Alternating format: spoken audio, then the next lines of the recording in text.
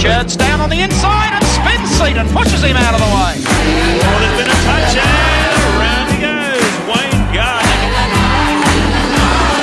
Peter Brock goes through. The youngest touring car champion in our history, Mark Skaife.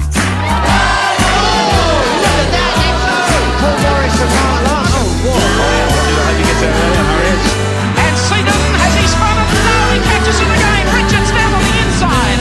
And around goes Reese Hansford. The veteran Peter Brock makes it 3 out of 3 here at Oran Park.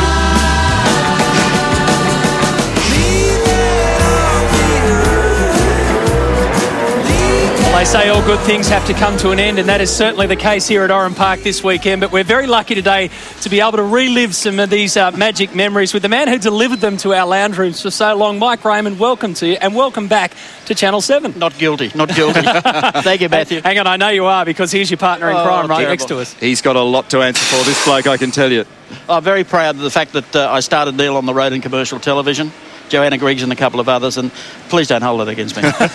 So you started him on the road. Could you have yanked him off a little bit earlier? No, honestly, you had such a wonderful time involved in this sport and at this place as well. Some of the memories across the course of this weekend, Mike, must have just come flooding back to you. Well, they were terrific. It wasn't always easy in the early days of Group A racing with Sierras running against very competitive Holdens to do anything. And then back in 92, we developed the V8 formula with help of Rob McIntyre and quite a number of other people, and it was absolutely terrific. And it's always been a very successful place here, and a much older looking Mike.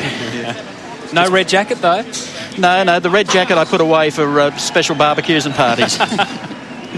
It's been an amazing ride, though, hasn't it, Mike? When you consider where we came from with what was originally the V8s that we started in September 1992. The popular myth is that it all came along in 1997, but it actually dates back to that run at Bathurst and Sandown prior to that in 92, and look where it's built today. It's tremendous. You know, if you look at the crowd here today, I know it's the farewell for Oran Park, and they've probably got a record crowd, whatever that may be. It changes each year.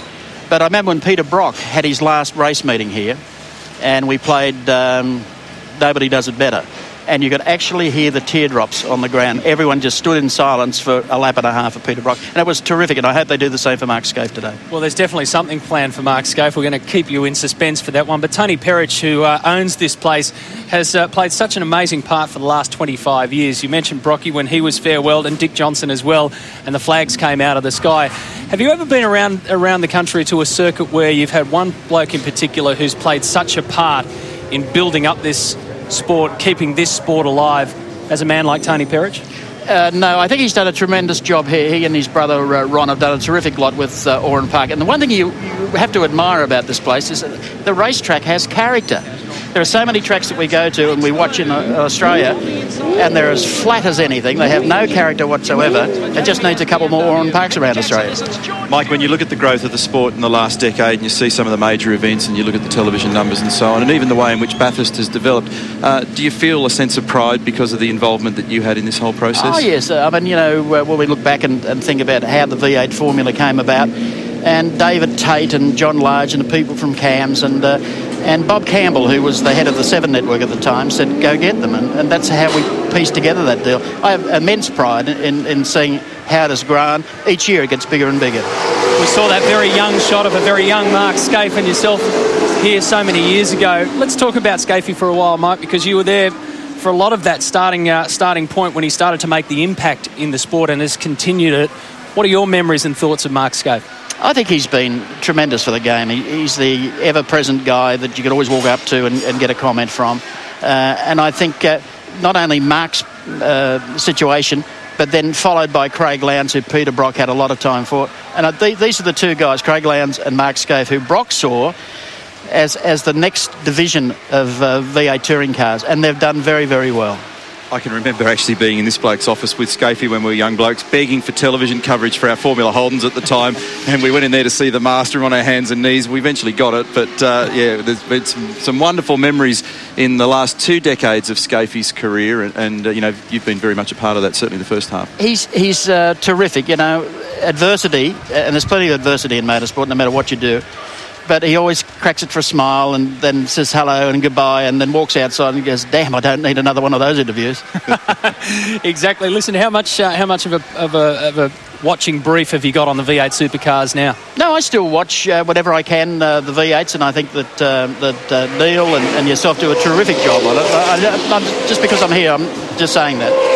Although Crompton did pay me to say it. It's nothing like 100 to get the job done. You guys do a great job on it, better than anyone else can do in the world, and continue doing that. Oh, thank you, mate. We appreciate that. We also appreciate taking that ride down memory lane. Enjoy the rest of the day. I know it's going to be very special for you, as it is for so many thousands of people here. Okay, mate. Thank you very much. Thanks, Mike. Good to see you. Now, listen, talking of Mark Scaife, you did a special interview with Scaife. Here's a little snippet. It's coming up, the full interview, very soon.